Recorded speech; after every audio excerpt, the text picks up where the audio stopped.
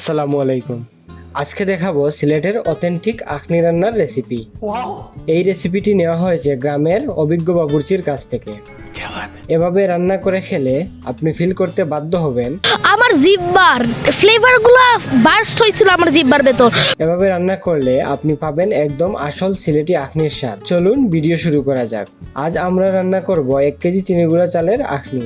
এর জন্য নিয়েছি 1 কেজি চর্বিযুক্ত গরুর মাংস ছোট টুকরো করে কাটা, 250 গ্রাম পেঁয়াজ কুচি, 5 থেকে 6টি কাঁচামরিচ, আদা ও রসুন 50 গ্রাম করে একসাথে পেস্ট। মশলা হিসাবে আমরা ব্যবহার করব তেহারি মশলা, তাই নিয়েছি 1 চিমটি আস্ত জিরা, কয়েক টুকরো দারচিনি, 2টি শুকনা মরিচ, 1 মুঠো মটরশুঁটি, 1 টেবিল চামচ কাজু বাদাম ও কাঠবাদাম পেস্ট, 15 থেকে 20টি করে কিশমিশ ও বাদাম। চাল ভালো করে ধুয়ে নেব যতক্ষণ পর্যন্ত না পরিষ্কার পানি বের হয়।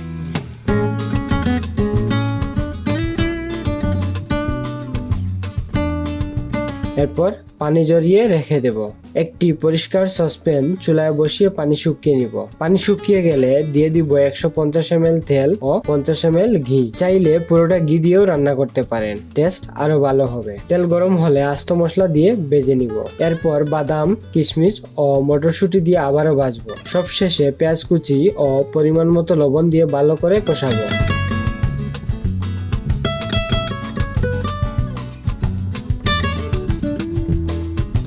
পেঁয়াজ নরম হলে মাংস দিয়ে নেড়ে ঢাকনা দিয়ে অল্প আঁচে রান্না করব।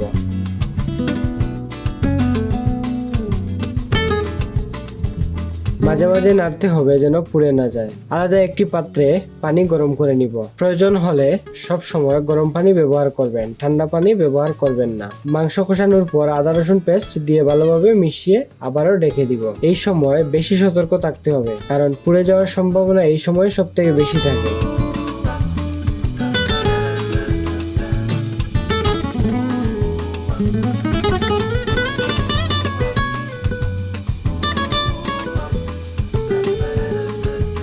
এ পর্যায়ে তেহারির মশলা দিয়ে দিব।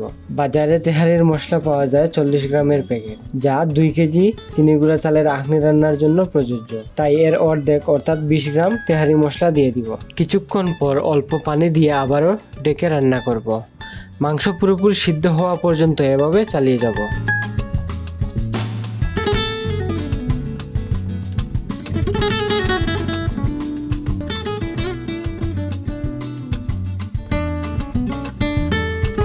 মাংস সিদ্ধ হলে পানি একেবারে কমিয়ে নিব। এবার আখনির জন্য প্রয়োজনীয় পানি যোগ করব। পানি দেওয়ার ক্ষেত্রে অনেকেই ভুল করেন অথবা পরিমাণ বুঝতে পারেন না। পানি দেওয়ার পরিমাণ হচ্ছে চালের অনুপাতে 1.5 গুণ পানি, অর্থাৎ আপনি যদি 1 কাপ চাল দেন তাহলে 1.5 কাপ পানি দিতে হবে।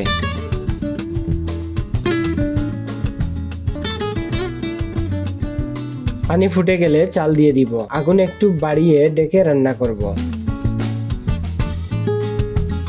মাঝে মাঝে নেড়ে দিব এবং যখন চাল ফুটে উঠবে তখন দেখে নিব লবণ ঠিক আছে কিনা। প্রয়োজন বোধে তখন লবণ যোগ করব। পানি কমে গেলে আগুন কমিয়ে ডেকে দিব। চাল যখন প্রায় 80% সেদ্ধ হবে তখন ভালো করে নাড়ব।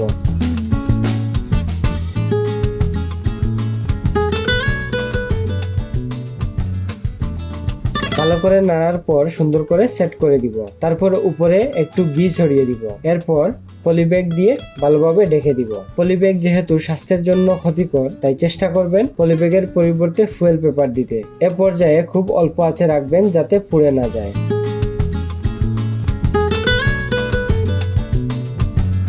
আমার রান্না প্রায় শেষ। দেখুন একদম পারফেক্ট সিলেটি আখনি তৈরি হয়ে গেছে। স্বাদ হবে সত্যিই অসাধারণ। বাসায় ট্রাই করে অবশ্যই জানাবেন কেমন হলো। আপনার টিপস থাকলে কমেন্টে শেয়ার করুন। ভিডিওটি ভালো লাগে লাইক দিন এবং শেয়ার করুন। আর নতুন ভিডিও পেতে আমাদের চ্যানেল সাবস্ক্রাইব করে পাশে থাকুন। আজকের মতো এখানেই শেষ। সবাই ভালো থাকুন, সুস্থ থাকুন। আল্লাহ হাফেজ।